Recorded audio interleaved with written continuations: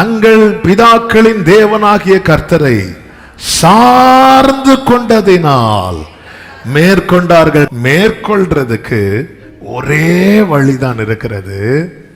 எல்லாவற்றையும் மேற்கொள்ள வைக்கிற சர்வ வல்லமையுள்ள தேவனை எல்லாரும் சொல்லுங்க இந்த வார்த்தை, சார்ந்து.